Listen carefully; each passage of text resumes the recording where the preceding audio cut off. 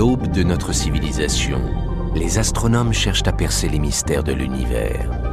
Quelle est sa taille, sa forme, et qu'y a-t-il au-delà ?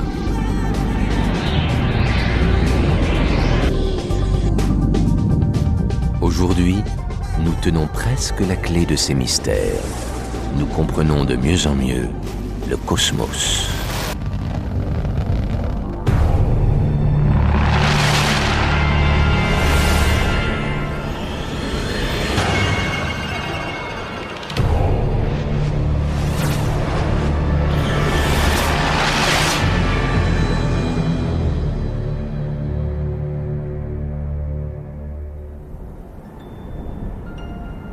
C'est une époque cruciale pour l'astronomie.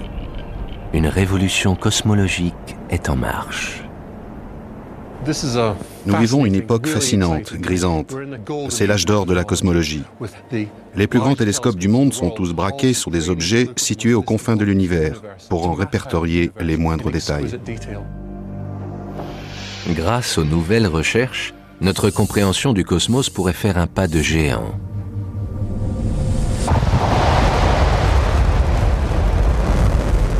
Pour la première fois, nous allons peut-être pouvoir déterminer la taille et la forme de notre univers. Il a fallu plusieurs centaines d'années pour comprendre quelle était la taille et la forme de la Terre et l'emplacement des continents. Dans les 10 dernières années, nous avons atteint le même stade de connaissance en ce qui concerne l'univers. Pourtant, nos théories actuelles sur l'univers vont peut-être voler en éclats. L'espace semble être en perpétuelle expansion. Mais il pourrait s'agir d'une illusion. Notre univers est-il plus petit que nous ne l'imaginons ? C'est une question à laquelle nous essayons de répondre grâce à nos données. Savoir si l'univers est fini et si, en partant dans une direction, il y a une chance pour qu'on revienne à notre point de départ.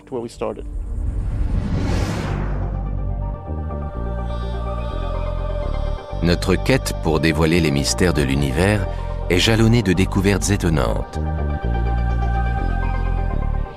En cherchant à observer le fin fond de l'espace, les astronomes repoussent les limites de la technologie. Dans l'atmosphère parfaitement sèche du désert d'Atacama, sur le mont Paranal, au Chili, ces boîtes de métal futuristes peuvent être combinées pour former le télescope optique le plus puissant au monde, le VLT, ou Très Grand Télescope.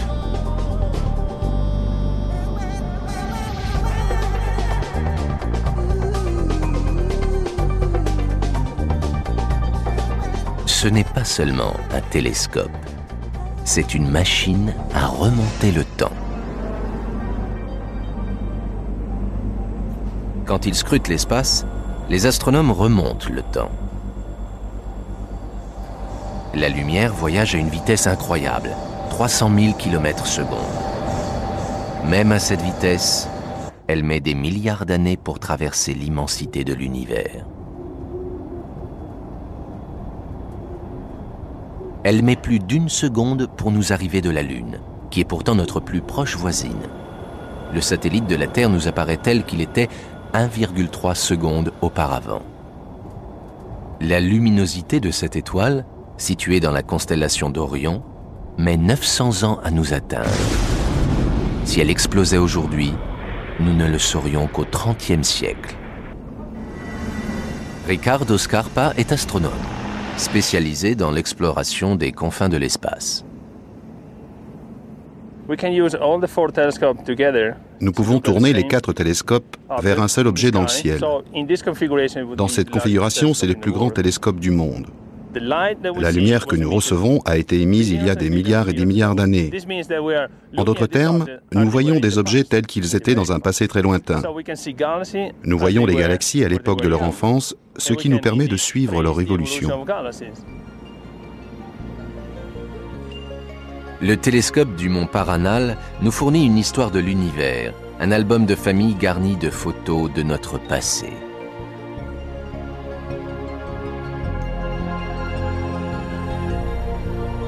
La lumière de cette galaxie a mis 10 milliards d'années pour atteindre les miroirs du télescope chilien. Qui sait à quoi elle ressemble aujourd'hui? Y a-t-il une limite à notre remontée dans le temps?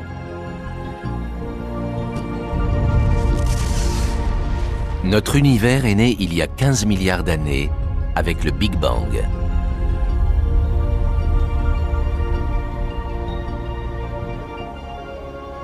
La technologie actuelle ne nous permet pas d'explorer son stade prénatal.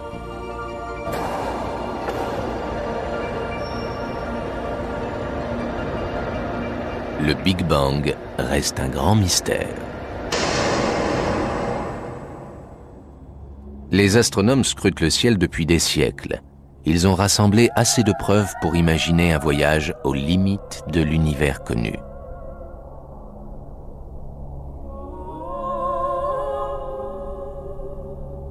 Quand nos ancêtres levaient les yeux vers le ciel, ils croyaient que l'univers était délimité par les nuages.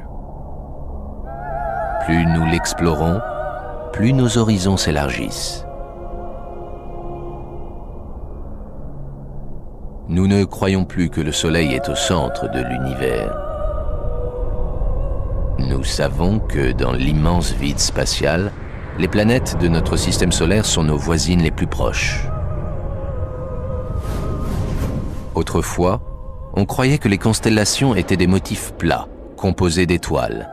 En fait, ce sont des alignements d'étoiles éloignés de trillions de kilomètres et qui sont le fruit du plus pur hasard. L'univers est régi par un cycle naturel.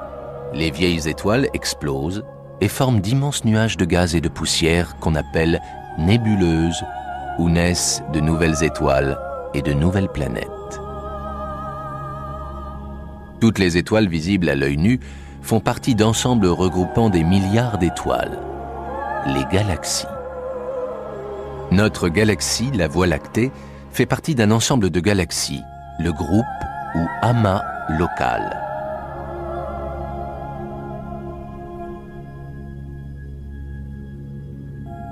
Au-delà du groupe local, il y a des milliards et des milliards d'autres galaxies composées de trillions et de trillions d'étoiles.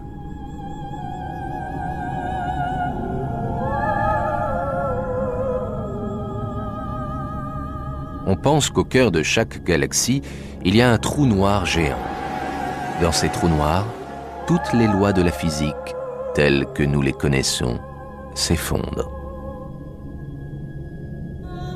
En se rapprochant des confins de l'univers, c'est-à-dire en remontant plus loin dans le temps, on voit d'étranges galaxies embryonnaires encore à l'état de formation. Au-delà de ces galaxies, on se heurte à un voile de radiation. Nos découvertes s'arrêtent là. C'est la limite de nos connaissances et la limite de l'univers connu.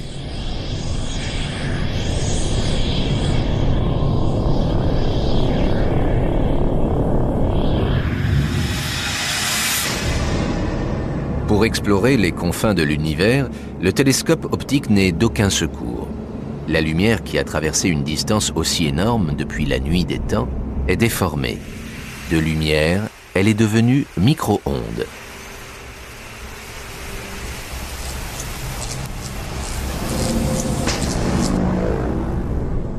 Ces ondes, qu'on appelle le fond diffus cosmologique, nous montrent l'univers à l'époque de sa jeunesse, soit moins de 500 000 ans après le Big Bang.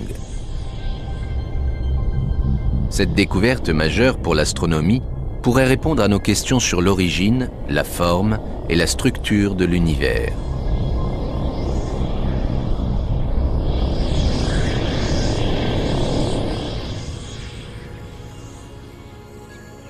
Les astronomes s'efforcent de décrypter les micro-ondes du fond diffus cosmologique.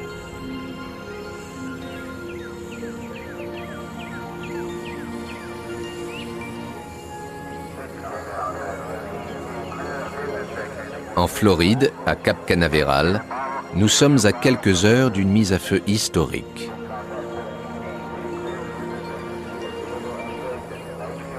David Spergel est un spécialiste de la physique théorique. Il veille aux derniers préparatifs avant le lancement de la sonde spatiale MAP. Elle a été créée pour détecter et analyser le fond diffus cosmologique dans ses moindres détails.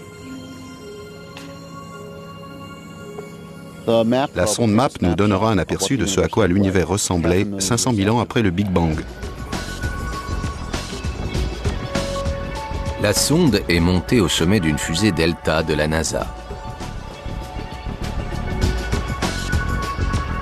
Sa fabrication a pris 6 ans. Elle est équipée des instruments de mesure les plus sensibles qui aient jamais été envoyés dans l'espace. Une fois en orbite autour du Soleil, elle captera les ondes faibles qui voyagent dans l'univers depuis l'aube des temps.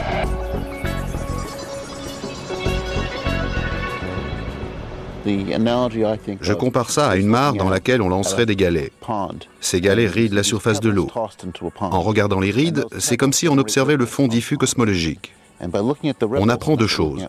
D'une part, on en sait plus sur les galets qui ont été jetés dans la mare, ce qui correspond à découvrir les processus de formation des galaxies. Et d'autre part, on en sait plus sur la mare elle-même. Elle est composée d'eau douce ou salée. Dans notre cas, nous en apprenons plus sur notre univers.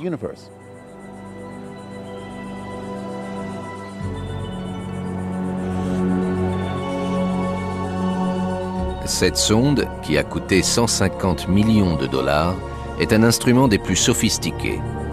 Elle analysera les rides de l'espace.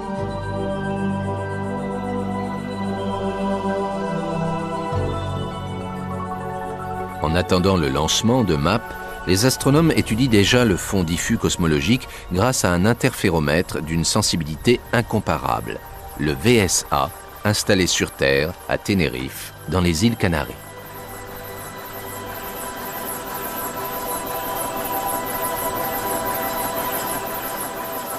Les premières découvertes sont une véritable révélation. Richard Sanders décode les micro-ondes grâce au VSA. Notre travail sur le fond diffus cosmologique est complètement nouveau. Il nous permet d'entrevoir ce qu'était l'univers quand il était très jeune, quand il avait 300 000 ans, alors qu'aujourd'hui, il a 15 milliards d'années.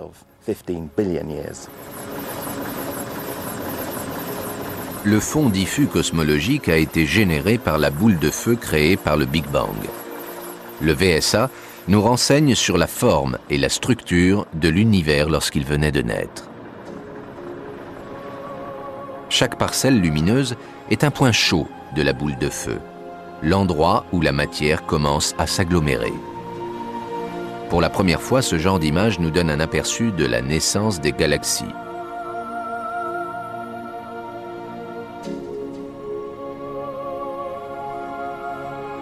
La première page de l'album photo de l'univers est enfin remplie. Ces clichés de l'univers à sa naissance, c'est-à-dire il y a 15 milliards d'années, sont d'autant plus précieux qu'ils contiennent l'ébauche de ce qu'il va devenir.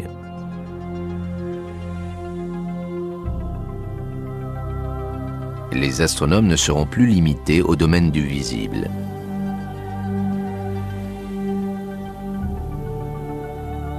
Grâce au fond diffus cosmologique, nous pouvons enfin partir en exploration au-delà de l'univers connu.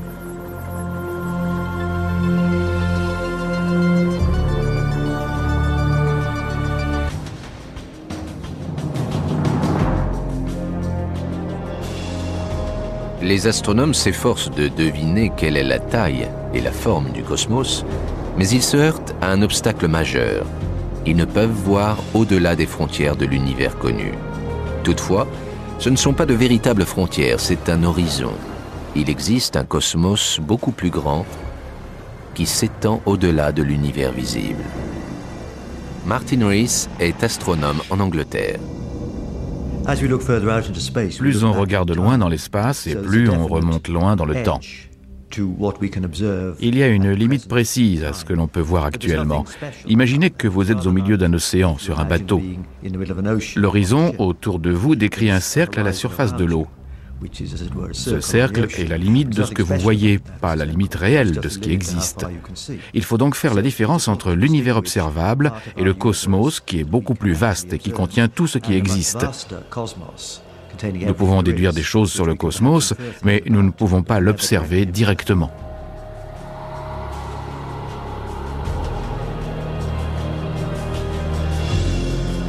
Les astronomes sont passionnés par l'idée qu'au-delà de notre petit fragment d'univers se cache un immense cosmos prêt à être découvert.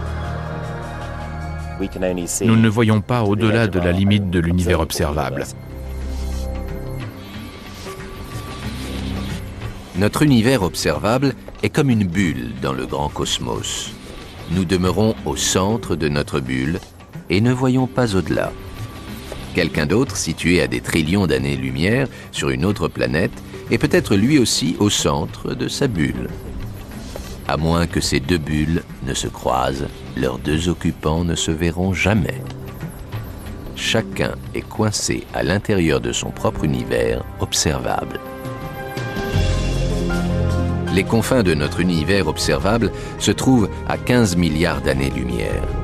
Si nous pouvions nous y rendre d'un bond, nous aurions l'impression que le voile de radiation a été levé.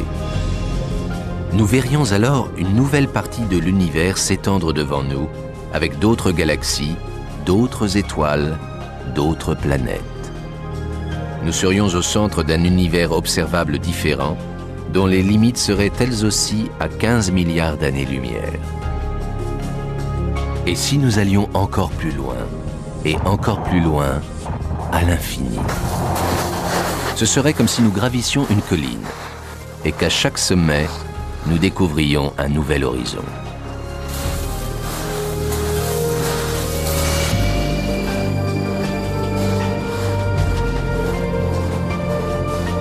Notre voyage touchera-t-il un jour à sa fin?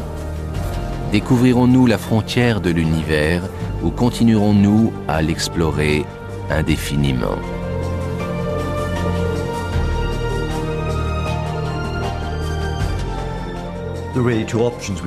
Il y a deux possibilités en ce qui concerne l'univers. La première, c'est qu'il est infini. Où qu'on aille, il n'a pas de limite, il s'étend toujours plus loin. La deuxième possibilité, c'est que l'univers est fini. Cela ne signifie pas qu'il a un bord. Peut-être se referme-t-il sur lui-même et que si l'on partait dans une direction, on finirait par revenir à son point de départ.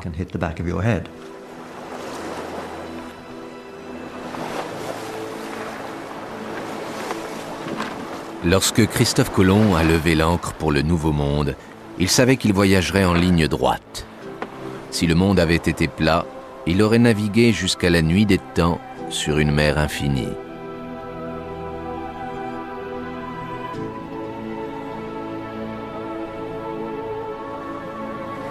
Mais comme la Terre est incurvée, et même sphérique, il aurait pu en faire le tour et revenir à son point de départ.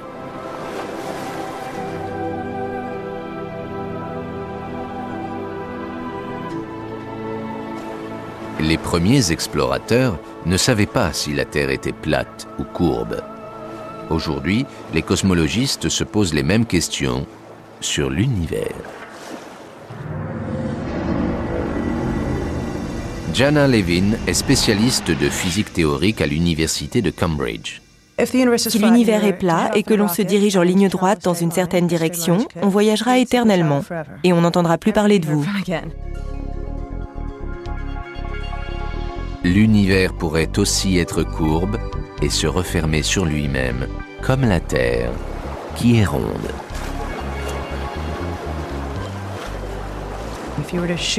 Dans ce cas, si on partait en ligne droite dans une direction, sans jamais faire demi-tour, ni s'arrêter, on se retrouverait à son point de départ.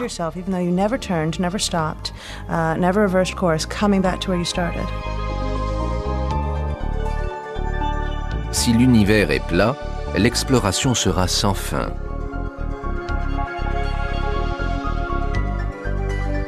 S'il est courbe, on en fera le tour, quelle que soit la durée du voyage.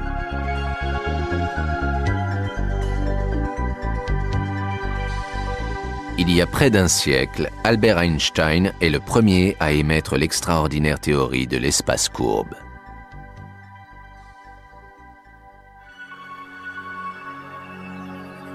Il démontre que c'est la gravitation qui détermine la forme de l'univers.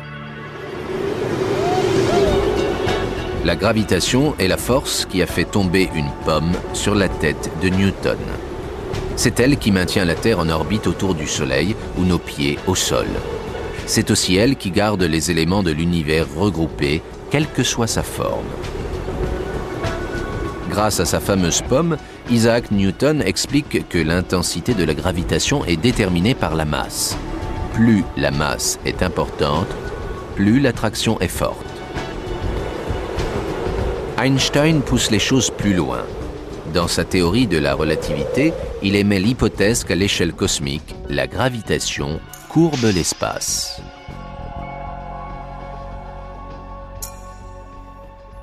Einstein a dit « Ce n'est pas la Terre qui attire la pomme à elle. En fait, la pomme suit une courbe naturelle de l'espace créée par la Terre. Si on considère l'espace comme une sorte de toile tendue et qu'on y lance une boule de bowling, la boule va distendre la toile, créant des courbes le long desquelles les objets tomberont naturellement. Les objets peuvent donc tomber sur la Terre ou tourner en orbite autour d'elle. Tous suivent les courbes naturelles de l'espace. Les roches, la matière, mais aussi la lumière obéissent à cette règle. D'après notre expérience, nous savons que la lumière voyage en ligne droite. Supposons maintenant que la force gravitationnelle est tellement importante qu'elle incurve la structure même de l'espace. Dans ce cas, la ligne droite parcourue par la lumière serait elle aussi courbée et la lumière paraîtrait courbe. Le fait que la gravitation puisse courber la lumière illustre parfaitement la grande théorie d'Einstein.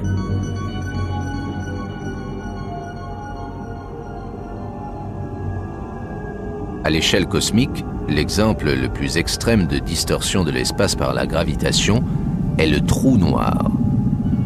Un trou noir est un cas de figure extrême. L'espace est si fortement incurvé que les objets ne se contentent pas de se courber quand ils passent à proximité.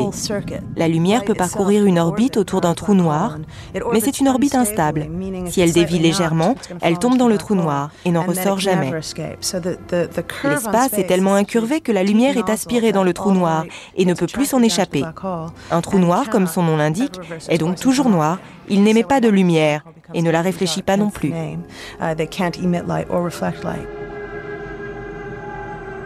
L'énorme force de gravité d'une galaxie peut elle aussi courber la lumière.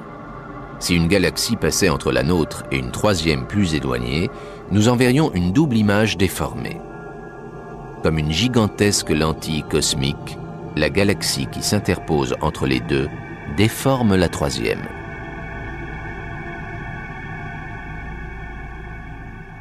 Au Chili, le VLT est braqué sur le ciel depuis 1 mois, à la recherche de cet effet déformant lorsque les miroirs géants du télescope détectent quelque chose. Une nuit de novembre 1998, le VLT capture ces images saisissantes. On y voit distinctement les arcs lumineux et des images multiples de galaxies lointaines.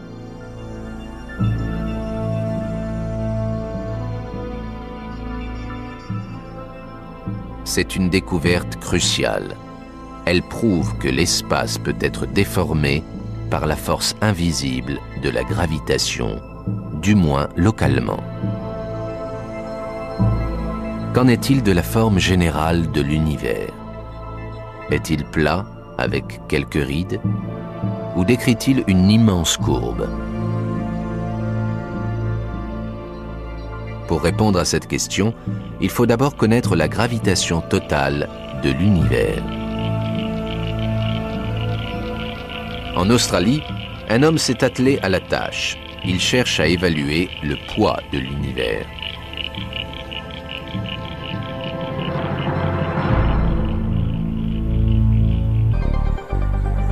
À l'Observatoire anglo-australien de Nouvelle-Galles du Sud, l'astronome Brian Boyle essaie de déterminer s'il y a assez de matière dans l'univers, donc une force de gravité suffisamment importante pour l'incurver en une sphère fermée, ou si, au contraire, la densité de la matière est assez faible pour qu'il soit plat.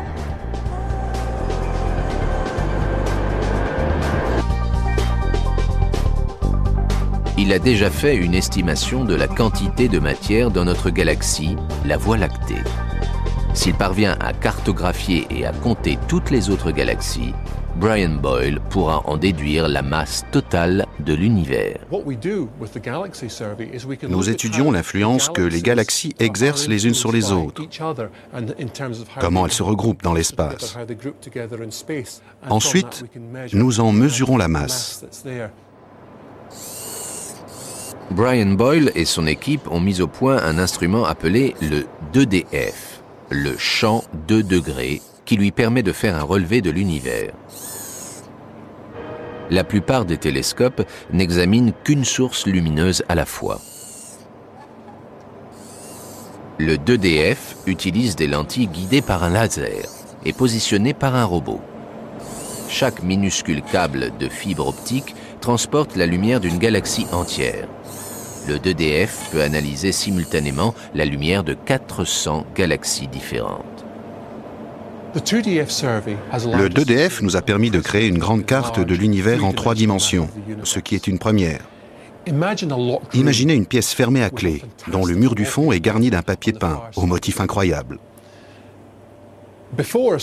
Avant, les astronomes devaient se contenter d'apercevoir le papier peint par le trou de la serrure. Ils étaient donc incapables de savoir s'ils voyaient un motif précis du papier peint ou si ce motif s'étendait au mur entier.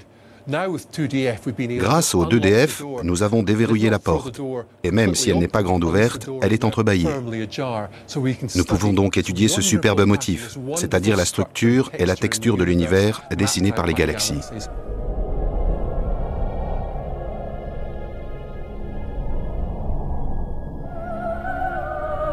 Voici le fruit de ces recherches, une carte de l'univers en 3 dimensions, avec les positions exactes de plus de 100 000 galaxies.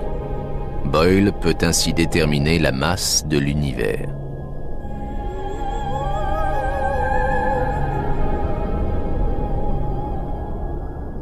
L'univers paraît immense.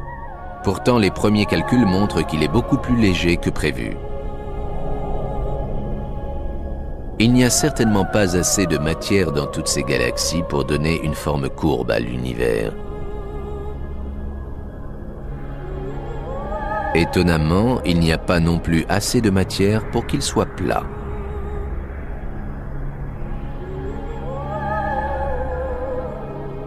Pour expliquer cette découverte inattendue, Brian Boyle invoque 2 forces mystérieuses, la matière noire et l'énergie sombre.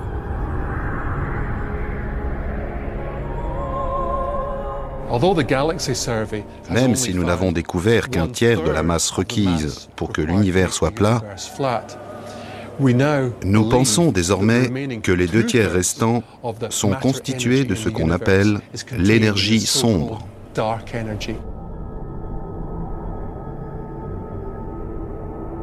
Depuis les années 1930, les astronomes supposent qu'en plus de la matière qui compose les étoiles et les planètes, une grande proportion de l'univers nous est invisible.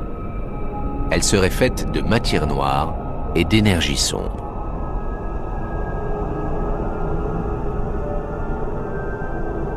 Quelle preuve avons-nous? Ce n'est qu'une théorie.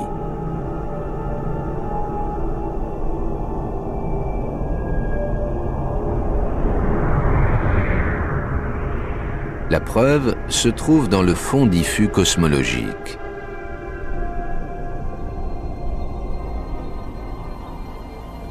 Cette radiation qui traverse l'espace depuis l'aube des temps confirme l'existence de ces forces cosmiques invisibles.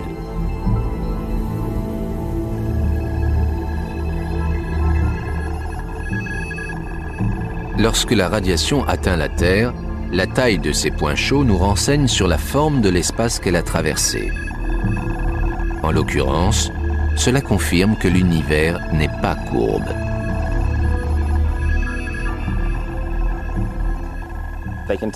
D'après ce que nous savons sur l'univers, nous pensons qu'il est pratiquement plat.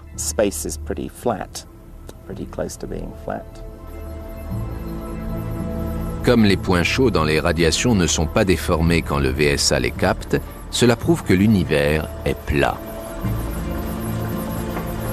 Si l'univers était courbe, les points chauds sembleraient plus grands. Ils seraient agrandis par les courbes de l'espace, comme par une loupe. Le fond diffus cosmologique prouve non seulement que l'univers est plat, mais il confirme aussi l'existence de l'énergie sombre et de la matière noire. Les étoiles, les planètes, la Lune, tout ce que nous voyons n'est qu'une petite fraction de la masse cosmique totale. La majeure partie de l'univers est invisible.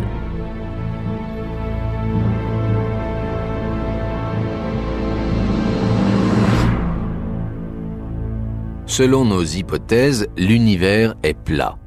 Il n'est pas calme pour autant. Depuis les années 20, grâce aux travaux précurseurs de l'astronome américain Edwin Hubble, nous savons que l'univers est en expansion.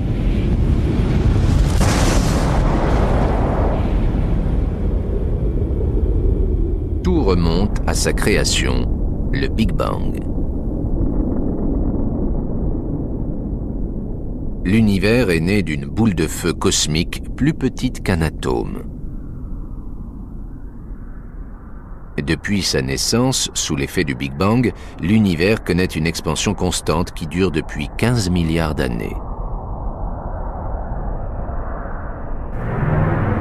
Paul Davies, un cosmologiste britannique, travaille à Sydney.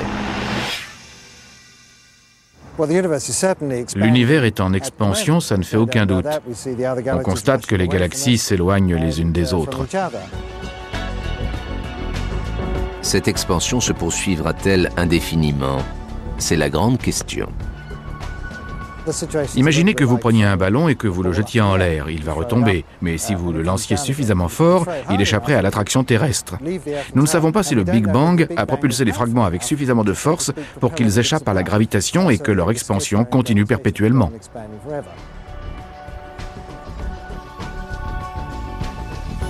Ce phénomène d'expansion pourrait-il prendre fin et l'univers rétrécir? Si la matière est assez dense, l'univers pourrait, sous l'effet de la gravitation, s'effondrer sur lui-même dans ce qu'on appelle le Big Crunch.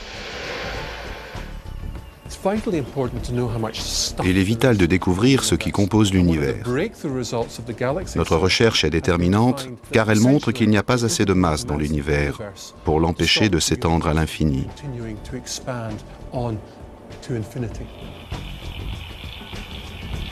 Apparemment, notre sort est scellé. L'univers continuera son expansion. Mais à quelle vitesse? Les recherches de Brian Boyle permettent de peser l'univers, mais aussi de savoir à quelle vitesse il se développe. Sa technique révèle la vitesse à laquelle les galaxies se déplacent, comme un appareil qui mesure la vitesse et la direction d'une voiture.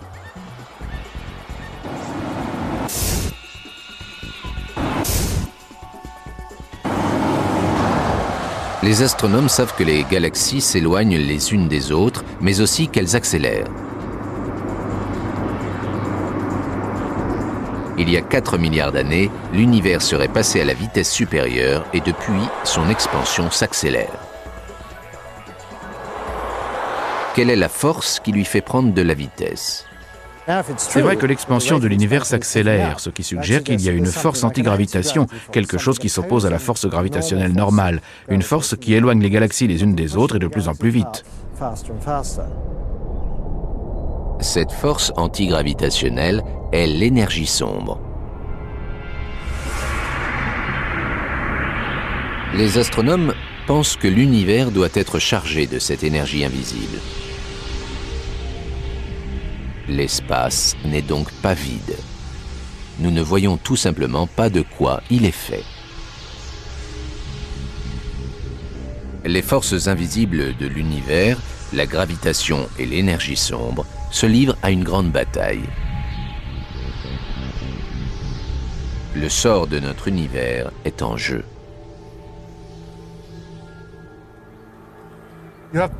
Dans l'expansion de l'univers, il y a deux forces qui s'opposent.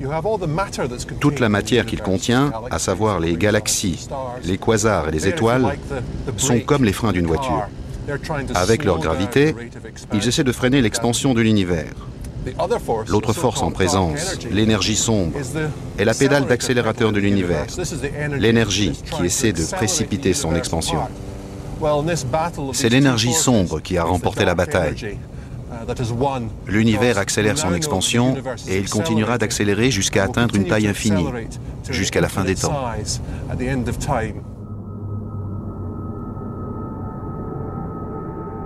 Au sein de chaque galaxie, la gravitation est assez forte pour que les étoiles restent groupées. Cependant, dans le vide entre les galaxies, l'énergie sombre est plus forte. C'est pourquoi l'espace s'élargit. Oublions que c'est impossible et faisons un bond de quelques trillions d'années dans le futur. Les galaxies autres que la nôtre seront complètement éloignées les unes des autres, à tel point que la lumière de leurs étoiles ne nous atteindra plus. Notre galaxie sera complètement isolée. L'univers est condamné à la désolation. L'énergie sombre prendra le dessus sur la gravitation et étirera l'univers jusqu'au néant. Toutes nos théories sur la taille et la composition du cosmos se préciseront grâce à la sonde MAP envoyée dans l'espace le 30 juin 2001.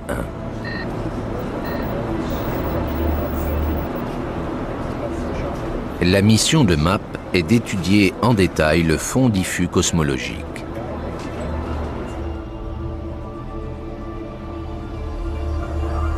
En remontant à l'époque qui a suivi le Big Bang, à l'époque où l'univers était des milliers de fois plus petit qu'aujourd'hui, la sonde MAP aura une vision globale de l'univers. En février 2003, la sonde MAP nous enverra une image de l'univers entier, tel qu'il était peu après sa naissance. C'est un nouveau défi pour la cosmologie. La cosmologie traverse une période très intéressante. Nous convergeons vers une théorie précise.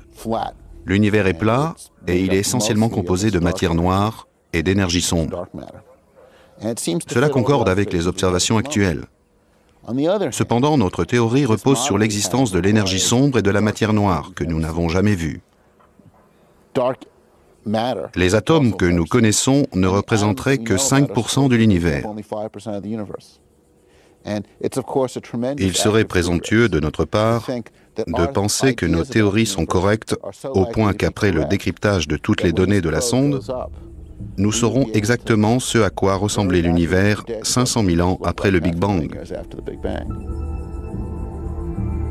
MAP va renvoyer des informations décisives qui pourraient confirmer ce que nous savons déjà. L'univers est plat et rempli de matière noire et d'énergie sombre.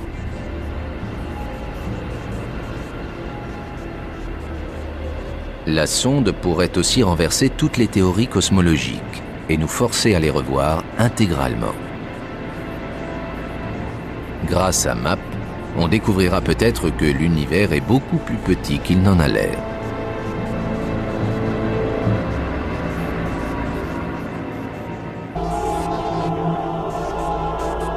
Les résultats de l'expérience MAP pourraient dépasser l'imagination.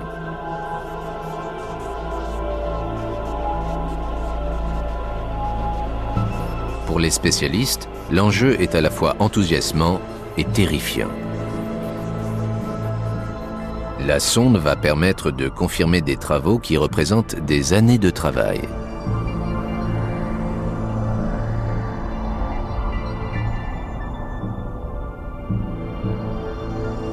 Les théories actuelles sont comme des châteaux de cartes.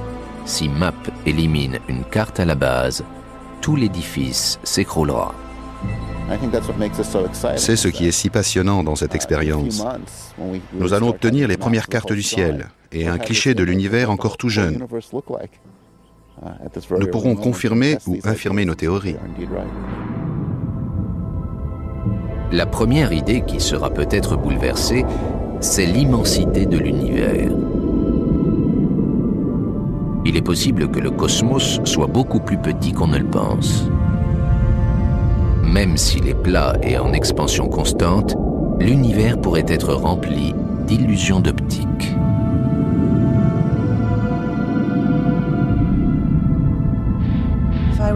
Quand on allume une lampe torche dans un espace très réduit, la lumière revient à son point d'origine. Si vous étiez une étoile très lumineuse, vous verriez votre image se propager dans différentes directions, car la lumière quitte la surface de l'étoile et revient à son point d'origine. Vous obtiendrez alors une image fantôme de vous-même et de votre galaxie. Par conséquent, bien que nous soyons sûrs qu'il existe d'autres galaxies que la nôtre, nous pensons que certaines ne sont peut-être que des répliques de notre galaxie. Sur des milliards de galaxies que nous croyons voir, des millions pourraient n'être que des galaxies fantômes. Certaines pourraient même être des mirages de notre Voie lactée.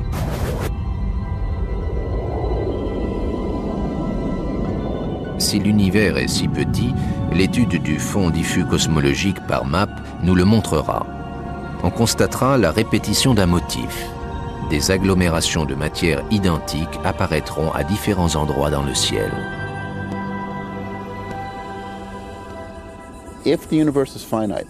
Si l'univers est fini et qu'il mesure moins de 30 milliards d'années-lumière de large, nous verrons un motif caractéristique dans notre carte du ciel. Nous retrouverons les mêmes fluctuations ici que là. Si la sonde de David Spergel détecte un motif répétitif, elle prouvera que l'univers entier est compris dans un espace plus réduit que l'univers observable. En d'autres termes, lorsque nous observons l'espace, peut-être l'étudions-nous déjà dans sa totalité.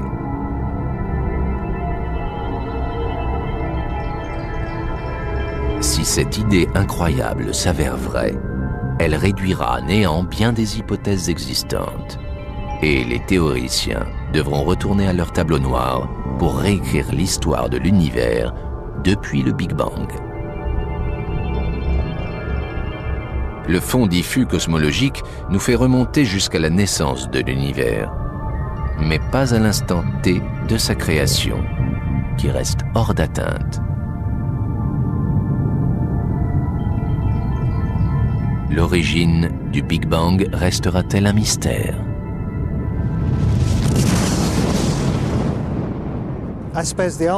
La cosmologie se pose une grande question. Comment l'univers est-il né? Est-il le fruit d'un processus naturel ou d'un hasard? Les scientifiques préfèrent penser qu'il s'agit d'un processus naturel. Seulement, si c'est le cas, le processus peut alors se reproduire à l'infini. Ce raisonnement mène à une autre hypothèse. Peut-être n'y a-t-il pas qu'un seul univers, mais qu'il en existe une infinité. Cela ne signifie pas pour autant que les autres univers sont à notre portée. Ils existeraient à part dans leur propre espace-temps. L'idée peut paraître déroutante, mais notre univers pourrait faire partie d'un nombre infini d'univers, n'être qu'un petit point dans un multivers sans fin. Le multivers lui-même pourrait n'avoir ni début ni fin. Chaque région donnée de l'espace-temps pourrait être née d'un Big Bang et avoir un cycle de vie propre, c'est-à-dire une naissance, une existence et une fin.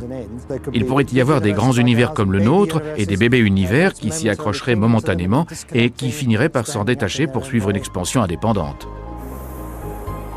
Si le multivers existe, les univers qu'il contient pourraient être d'une immense variété. Notre univers est régi par un subtil dosage de matière et d'énergie, essentiel à l'évolution des planètes et de la vie. Il pourrait exister des univers beaucoup plus hostiles, certains composés de matière pure, sans aucune énergie. D'autres pourraient n'être qu'énergie pure, sans matière. Chaque univers pourrait être issu d'un Big Bang et régi par des lois physiques particulières. S'il y a de nombreux Big Bang, cela pose une autre question intéressante. Sont-ils similaires au Big Bang qui a créé notre univers? Les univers ainsi créés sont-ils identiques aux nôtres ou sont-ils différents? Ils pourraient par exemple avoir une expansion trop rapide ou une durée de vie trop courte. Pour diverses raisons, ils ne sont peut-être pas propices à l'évolution complexe qui a engendré notre existence.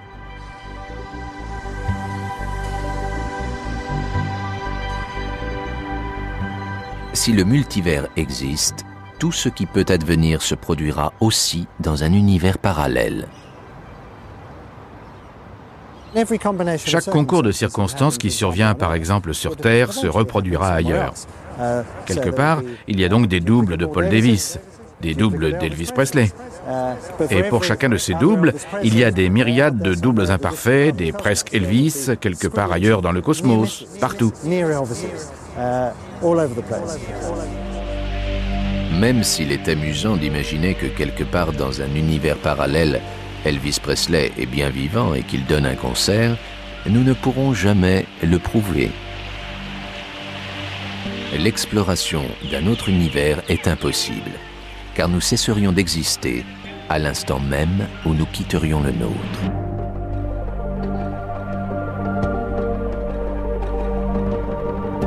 Nos théories sur l'espace et le temps sont mises à l'épreuve.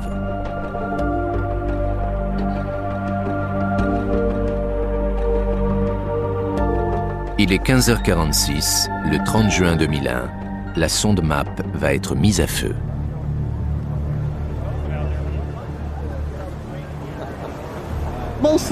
Je suis très impatient. J'ai vraiment la sensation de toucher au but. Ce projet sur lequel nous travaillons depuis 6 ans va enfin prendre tout son sens. 10, 9, 8, 7, 6, 5, 4, 3, 2, 1. décollage. La fusée traverse la zone de décollage. Tout se présente bien. Elle approche de Mach 1. Elle traverse une zone de turbulence atmosphérique normale. Nous passons en mode supersonique. Moteur auxiliaire largué.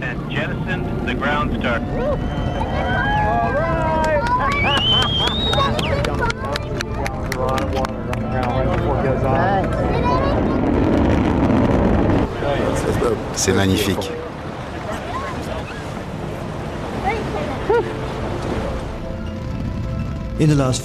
Ces dernières années, nous avons défini les grandes lignes de l'évolution cosmique. Nous connaissons les ingrédients principaux de notre univers. Il est composé d'atomes, de matière noire et d'une mystérieuse énergie sombre qui accélère l'expansion cosmique. Il reste toutefois une foule de choses que nous ne comprenons pas. C'est la nature même de la science. Plus on avance, et plus on se pose de questions. 3 mois après son lancement, la sonde MAP est déjà en orbite à 1,5 million de kilomètres de la Terre. Elle nous renseigne sur la formation de l'univers. Grâce à elle, notre vision du cosmos changera peut-être du tout au tout. Les astronomes mettent à nu les secrets et les merveilles de notre cosmos. Leur quête les mène toujours plus près des limites de l'univers. Aujourd'hui, ils ne peuvent dépasser l'instant où notre univers est né. Mais demain, qui sait quelles possibilités s'ouvriront à eux ?